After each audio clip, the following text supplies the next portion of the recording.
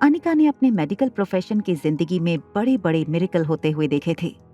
वो अपनी ज्योति बुआ को बचाने के लिए कोई कसर नहीं छोड़ना चाहती थी। रोती हुई प्रीति को दिलासा देते हुए अनिका ने कहा, तुम फिक्र मत करना प्रीति, मैं आ रही हूँ। बुआ को कुछ नहीं होने दूंगी, आई प्रॉमिस। Presidential suite 2401। वहां रोहित के प्रेसिडेंशियल स्वीट में डोरबेल बजी। सनी ने आईवीआर से देखा। आर्यन की टीचर मिस मैरी आई थी। दरवाजा खोलते हुए भी सनी को हंसी आ रही थी। वो मन ही मन सोच रहा था, मेरा भतीजा इतना बड़ा गेमर है, ये मैरी उसे पढ़ाकर अपना और आर्यन का दोनों का टाइम वेस्ट कर रही है। सनी ने एक बड़ी स्माइल देकर मिस मैरी से कहा, welcome teacher, may you have a good training session. Miss Mary ने सनी को गुस्से से देखा। सनी का बिहेवियर आज उसे कुछ अलग लग रहा था। मिस मैरी तेजी से आर्यन के बेडरूम की ओर गईं। दरवाजे तक पहुंचकर रुक गईं। मिस मैरी ने सनी को वार्न किया, याद रहे, I don't want any disturbance when I am with my student. Sunny पांव पे पांव चढ़ाकर बीन बैग पर बैठ गया। कान में हेडफोन्स लगाते हुए बोला, okay ma'am, and same to you. Mary ने सनी को एक एंग्री लुक देकर दरवाजा जोर से बंद किया। बेहद गुस्से में मैरी जब बेडरूम में आर्यन की तरफ मुड़ी तो उसका सारा गुस्सा शांत हो गया। उसने आर्यन को एक बड़ी प्यारी मुस्कान दी, लेकिन टीचर की स्माइल देखकर आर्यन का चेहरा बिल्कुल उदास हो गया। उसने राइटिंग डेस्क से लकड़ी की रूलर उठाई। आर्यन राइटिंग डेस्क से उठकर टीचर के पास गया, फिर अपने हाथ की रूलर टीचर को दे दी और अपना हाथ आगे कर दिया। मैरी ने एक के बाद एक 3 बार आर्यन के छोटे से हाथों पर लकड़ी की रूलर से मारा। आर्यन ने अपनी आंखें मीच लीं, अपने दांत कचकचाए और हाथों की मुट्ठी जोर से कस ली। वो दर्द से चीखना तो चाहता था, मगर उसे पता था कि मुंह से आवाज निकलने की सजा थी ज्यादा मार। थोड़ी देर बाद जब दर्द थोड़ा कम हुआ, आर्यन ने धीरे से अपनी आंखें खोली। उसकी आंखों के ठीक सामने मिस मैरी की आंखें थीं। मैरी की आंखों में गुस्सा बिल्कुल नहीं था, बल्कि बड़ी मीठी और प्यारी आवाज में बोली, तुम जानते हो मैं तुम्हें पहले ही सजा क्यों दे देती हूँ? क्योंकि मुझे पता है कि तुम बिना गलती किए रह ही नहीं सकते। आज की होने वाली गलती के लिए ये तुम्हारी एडवांस सजा थी। चलो जाओ, अब कल दिया गया होमवर्क दिखाओ। आर्यन उंगलियां मसलता हुआ अपने राइटिंग डेस्क के पास गया। उसने अपनी वर्कशीट निकाली और मैरी के हाथ में दे दी। वर्कशीट चेक करती हुई मैरी ने धीरे धीरे अपने एक्सप्रेशंस बदलना शुरू किया और फिर वर्कशीट दोनों हाथों में पकड़कर फाड़ दी। अब मैरी की आवाज ऊंची और स्ट्रिक्ट हो गई। What is this Aryan? तुम कभी कोई काम ठीक से क्यों नहीं कर सकते? मैंने तुम्हें हिस्ट्री का होमवर्क दिया था और तुमने यहाँ मैथ्स के प्रॉब्लम सॉल्व किए हैं। तुमसे ज्यादा बेवकूफ बच्चा मैंने अपनी जिंदगी में नहीं देखा। मैरी फिर से आवाज नीचे करके उसके शांत अंदाज में कहने लगी, तुम्हारी उम्र के बच्चे कितने स्मार्ट और इंटेलिजेंट होते हैं। तुम बेशक 6 साल के हो गए हो, मगर तुम्हारा दिमाग किसी 1.5 साल के बच्चे से ज्यादा नहीं है। तुम अपने परिवार के लिए एक बोझ हो। तुम्हारी वजह से तुम्हारे पापा अपने परिवार से दूर हो गए। क्यों पता है? क्योंकि सबको इस बात से शर्म आती थी कि मारवा खानदान का वारिस एक पागल है। तुम्हारी पिछली स्कूल ने भी तुम्हें इसी वजह से निकाला था। तुम एक पागल हो और तुम्हारे रहते बाकी बच्चों पर अच्छा असर नहीं पड़ता। तरस आता है मुझे तुम्हारे पापा पर। तुम्हारी वजह से कितनी बदनामी हो रही है हर जगह उनकी। मिस मैरी ने अचानक ही अपना मूड बदल दिया और आर्यन के चेहरे पर हाथ घुमाकर बोली, मैं तो टीचर हूं और मेरा काम है तुम्हें अच्छी एजुकेशन देना। चलो आज हम मैथ्स पढ़ेंगे। मैरी ने आर्यन को कंधों से पकड़ा, फिर दोनों राइटिंग डेस्क पर जाकर बैठ गए। मैरी आर्यन को किताब खोलकर पढ़ाने लगी। आर्यन की आंखों में आंसू थे। उसकी नजर किताब पर थी, मगर उसके अंदर मिस मैरी की आवाज बार बार गूंज रही थी, तुम एक पागल हो, तुम एक पागल हो। Presidential suite 2402। हॉस्पिटल जाने के लिए अनिका अपने स्वीट से बाहर निकली। उसने रिया को अपना यूजुअल गुड बाय किस देकर दरवाजा बाहर से बंद कर दिया। अनिका चाहती थी कि ज्योति बुआ एक बार रिया को देखें। उसे पता था कि बुआ रिया को देखते ही सब कुछ भुलाकर उसे अपना लेंगी, लेकिन वो जानती थी हॉस्पिटल में कामिनी और उसकी माँ भी होंगे। रिया को नुकसान पहुंचाने का कोई मौका नहीं छोड़ेंगी दोनों। लिफ्ट का दरवाजा खुलते ही अनिका लिफ्ट में चली गई। दरवाजा बंद तो हुआ, मगर लिफ्ट स्टार्ट नहीं हुई। दरवाजा फिर खुला। सामने से मिस मैरी अंदर आई। मैरी ने ग्राउंड फ्लोर का बटन दबाया। जैसे ही लिफ्ट चलने लगी, मैरी को एक कॉल आया। मैरी फोन उठाकर बातें करने लगी। अनिका ज्योति बुआ की तबीयत को लेकर टेंशन में थी। तभी उसने मैरी को एक अजीब बात करते सुना। पागल है नहीं तो हो जाएगा। मैरी बात करते हुए हंस रही थी। उसे सेकंड स्टैंडर्ड की पढ़ाई करवाती हूँ और सवाल 6 स्टैंडर्ड के पूछती हूँ। गलती करे तो मारती हूँ, ना करे तो ज्यादा मारती हूँ। मारने पर मुंह से आवाज निकाली तो उसकी नानी याद दिलाती हूँ। ओह सॉरी, उसे तो ये तक नहीं पता कि उसकी माँ कौन है, तो नानी याद आने का तो सवाल ही नहीं उठता। ये कहकर मैरी जोर से हंसी। मैरी को एहसास हुआ कि लिफ्ट में और भी कोई है। उसने अनिका को देखा और कहा, sorry if I was loud. Ground floor पर पहुंचते ही मैरी फोन पर बातें करते हुए लिफ्ट से निकल गई। अनिका ने अभी अभी जो सुना था उस पर उसे विश्वास नहीं हो रहा था। एक औरत, एक टीचर किसी बच्चे के साथ ऐसा कैसे कर सकती थी? अनिका जानती थी कि प्रेसिडेंशियल स्वीट 2401 रोहित का है। इसका मतलब साफ था, ये औरत रोहित के बेटे के बारे में बात कर रही थी। बाहर खड़े लोग अनिका के निकलने का इंतजार कर रहे थे। बाहर खड़े एक बुजुर्ग ने अनिका से कहा, हेलो ब्यूटीफुल, क्या मैं इतना हैंडसम हूँ कि तुम्हें लिफ्ट से बाहर निकलने का मन नहीं हो रहा?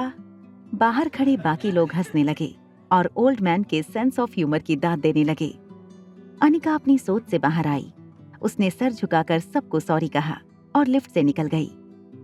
होटल लॉबी में अनिका ने देखा रोहित मारवा कुछ फॉरेन डेलीगेट्स के साथ कॉन्फ्रेंस रूम की ओर जा रहा था। अनिका को देखकर अचानक रोहित चलते चलते रुक गया। अनिका ने सोचा रोहित को जाकर सब बता दे, मगर तभी रोहित के एक गेस्ट ने कहा, mister Rohit, aren't you coming with us? Rohit ने अपना ध्यान अनिका से हटाकर डेलीगेट से कहा, oh I am sorry, please come with me. Anika ने एक हाथ से रोहित को रुकने का इशारा करते हुए कहा, एक्सक्यूज मी मिस्टर मारवा। ये सुनते ही रोहित के गार्ड्स ने अनिका को आगे बढ़ने से रोक लिया। रोहित डेलीगेट्स के साथ आगे बढ़ रहा था, मगर उसका ध्यान पीछे अनिका पर था। गार्ड्स अनिका को आगे जाने नहीं दे रहे थे। अनिका ने बिना किसी की परवाह किए रोहित को आवाज लगाई, mister Marwah, your son is in danger, he needs help. Your son needs help. Anika के मुंह से ये सुनते ही रोहित चलते चलते रुक गया।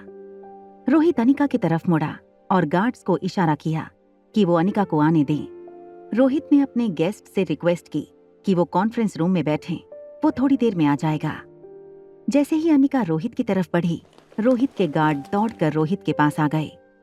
गार्ड्स ने अनिका को डिस्टेंस बनाए रखने का इशारा किया। गार्ड्स अपनी बंदूकों के साथ अलर्ट थे। मारवा कंपनी के दुश्मन कब किस तरह अटैक करें ये किसी को पता नहीं था। गार्ड्स को हर सिचुएशन के लिए सावधान रहना था। अनिका की बात सुनकर रोहित शॉक हो गया था। उसने अनिका से पूछा, what do you mean by that? Anika guards को देखने लगी। गार्ड्स के सामने ये सारी बातें रोहित को बतानी चाहिए या नहीं, ये सोचने लगी। अनिका के पास कोई प्रूफ नहीं था, लेकिन इस वक्त अनिका को खुद की सेफ्टी से ज्यादा बच्चे की सेफ्टी की फिक्र थी। अपने कंधे से लटके पर्स के बेल्ट को अनिका ने कस के पकड़ लिया। गार्ड्स की ओर देखते हुए अनिका ने रोहित से कहा, देखिए mister Marwah, I think you should help your son, वो किसी मुसीबत में है। ये सुनकर रोहित की हैरानी और बढ़ गई। उसने अनिका से फिर पूछा, आप कहना क्या चाहती हो? प्लीज साफ साफ बताइए। अनिका और भी कंफ्यूज हो गई, क्या बात करे? अनिका तो लिफ्ट में मिली औरत को जानती तक नहीं थी।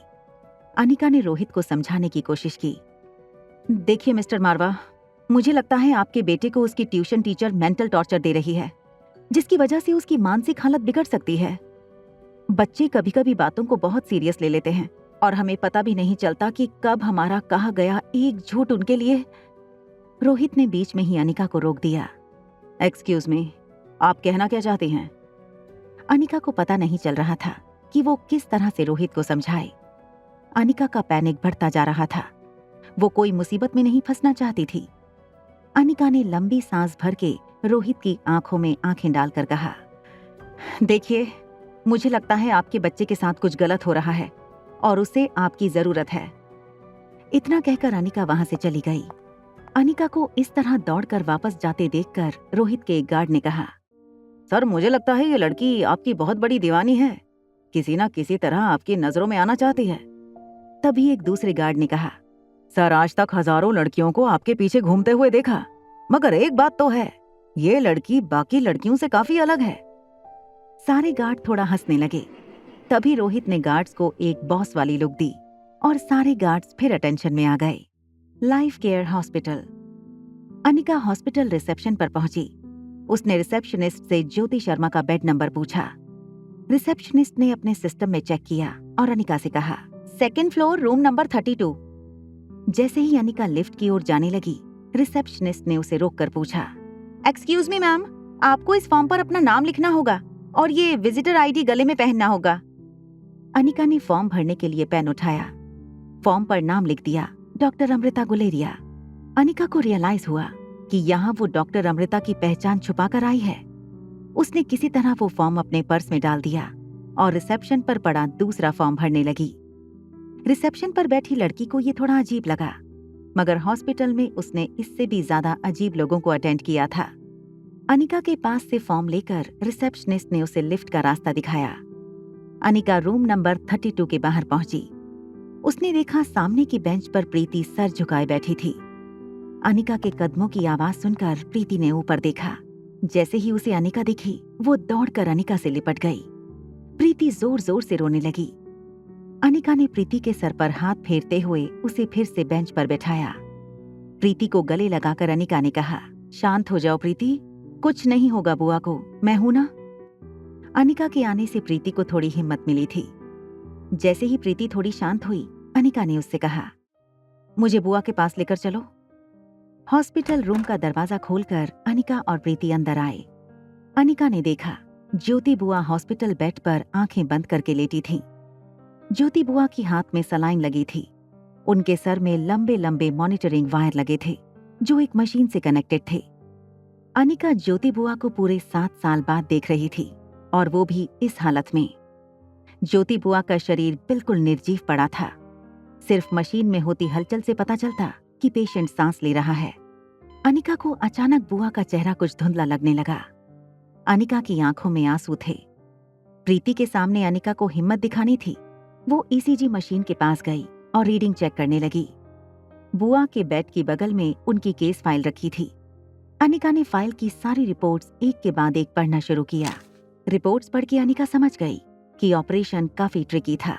दरअसल ट्यूमर ब्रेन के ऐसे हिस्से में था जिसे ऑपरेट करते वक्त ब्रेन के किसी और हिस्से को डैमेज पहुंचने की काफी ज्यादा चांसेस थे। ऐसे ऑपरेशन के लिए 4 से 5 एक्सपीरियंस सर्जन की जरूरत होती है। बेड की दूसरी तरफ प्रीति मुंह पर हाथ रखे अपना रोना दबा रही थी। प्रीति रिपोर्ट्स पढ़ रही अनिका के पास आकर बोली, डॉक्टर कहते हैं अगर ऑपरेशन नहीं किया तो मम्मी। आगे बोलने से पहले प्रीति के आंसू फिर बहने लगे। उसकी सिसकियां तेज होने लगीं। अनिका उसका हाथ पकड़कर उसे कमरे से बाहर ले गई। अनिका को इस वक्त इमोशन से ज्यादा ज्योति बुआ को बचाने में कंसंट्रेट करना था। उसने रोती हुई प्रीति से पूछा, इस हॉस्पिटल में डॉक्टर अग्रवाल काम करते हैं क्या? तुम उन्हें जानती हो? प्रीति अनिका को सुनकर चौंक गई। उसने कहा, हाँ दीदी, वो तो यहाँ के डीन हैं। क्या तुम उन्हें जानती हो? अनिका ने बात बदलते हुए कहा, नहीं, वो बस मैंने उनका नाम सुना है, तो मुझे उनके पास ले चलो। प्रीति अनिका को लेकर डॉक्टर अग्रवाल की ऑफिस की ओर चलने लगी। अनिका को रिपोर्ट्स देखकर इतना तो पता चल चुका था कि अगर और कोई सर्जन बुआ को ऑपरेट करेगा तो उनके बचने के चांसेस 20 to 30% होंगे, और अगर वो खुद ऑपरेट करेगी तो ज्योति बुआ के बचने के चांसेस 60 to 80% होंगे। जब अनिका और प्रीति ऑफिस पहुंचे तो डॉक्टर अग्रवाल अपनी कैबिन से बाहर निकल रहे थे। प्रीति और अनिका को देखकर डॉक्टर अग्रवाल ने प्रीति से कहा, hello young lady, and who is this beautiful girl with you? Preeti ने डॉक्टर और अनिका को इंट्रोड्यूस करवाया। दीदी, ये डॉक्टर अग्रवाल हैं, एंड डॉक्टर, ये अनिका दीदी हैं। ये मम्मी के बारे में आपसे बात करना चाहती हैं। डॉक्टर अग्रवाल का चेहरा थोड़ा सीरियस हो गया। उन्होंने अपने कैबिन का दरवाजा खोला, प्रीति और अनिका को अंदर बैठने कहा, फिर एक वार्ड बॉय से लड़कियों के लिए कॉफी लाने को कहा। डॉक्टर अग्रवाल अपनी सीट पर बैठते हुए बोले, I don't want to give you girls false hopes. Mrs. Sharma is critical. उनका इलाज करना मुश्किल है। ऐसी सिचुएशन में हमें उन पर सर्जरी करनी होगी। एक लड़की को देखा तो के सारे एपिसोड्स को सुनने के लिए डिस्क्रिप्शन में दी हुई लिंक से डाउनलोड कीजिए पॉकेट FM ऐप।